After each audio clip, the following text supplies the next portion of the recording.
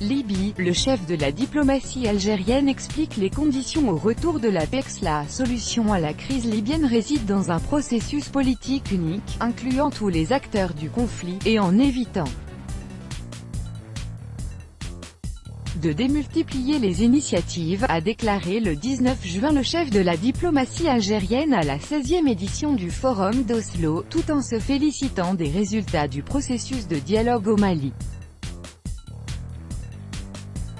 Lors de son intervention à la 16e édition du Forum d'Oslo le 19 juin, consacré à « contribuer à la promotion de la médiation et de la diplomatie préventive pour la résolution des conflits », le ministre algérien des Affaires étrangères, Abdelkader Messael, a déclaré que la solution à la crise libyenne dépendait du dialogue qui serait instauré entre toutes les parties au conflit dans ce pays. Il a aussi souligné que l'augmentation du nombre d'initiatives pour la résolution du conflit libyen ne faisait que compliquer la situation, déjà fragile, dans ce pays, selon l'Algérie Presse Service, APS. Le ministre algérien s'est aussi félicité des résultats de l'avancée du dialogue et du processus politique au Mali, tout en rappelant le travail accompli par l'Algérie pour la stabilisation de la région du Sahel. Le diplomate a souligné le soutien qu'Alger a apporté au processus de dialogue mené sous l'égide de l'ONU, pour aboutir à une solution politique en Libye, acceptée par tous les acteurs du conflit dans ce pays. Cependant, le ministre algérien a souligné, au passage, les conditions nécessaires pour la réussite de tout processus de règlement de la crise libyenne. La solution en Libye est largement tributaire des impératifs d'appropriation par les acteurs libyens et de la démultiplication des initiatives qui ne font que compliquer davantage la situation dans le pays, a déclaré Abdelkader Messael. Concernant la crise au Mali, le chef de la diplomatie algérienne a affirmé que le comité onusien de suivi de l'accord de paix dans ce pays, présidé par ses soins, a fait état d'un progrès positif dans le processus politique de ce pays lors de sa rencontre le 29 mai à Bamako avec le secrétaire général de l'ONU.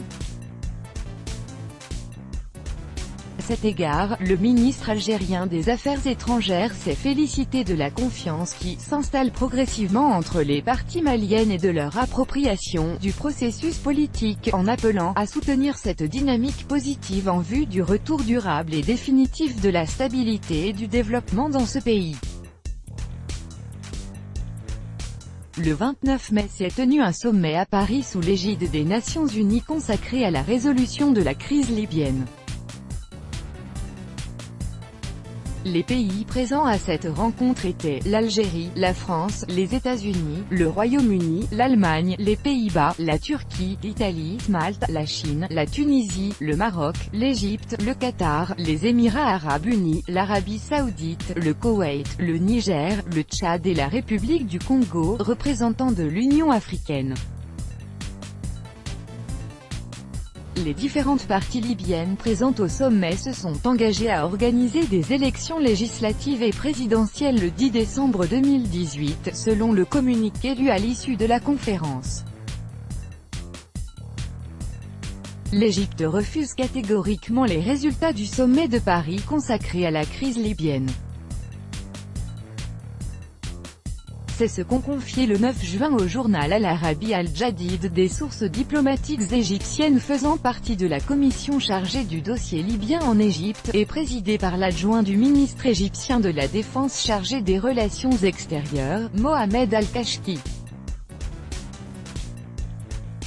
Le Caire a clairement informé Paris que l'organisation d'élections en ce moment aggraverait les souffrances de la Libye et ne résoudrait pas ses problèmes brûlants, auraient affirmé les diplomates, en précisant que le sommet de Paris était à caractère consultatif et non contraignant.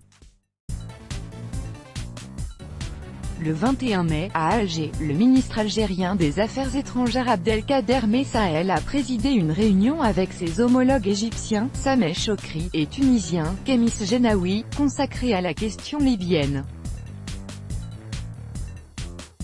À l'issue de cette rencontre, les 3 ministres ont réaffirmé dans un communiqué que la solution à la crise que traversent leurs voisins doit être politique, impliquer toutes les parties prenantes et exclure toute forme d'ingérence étrangère.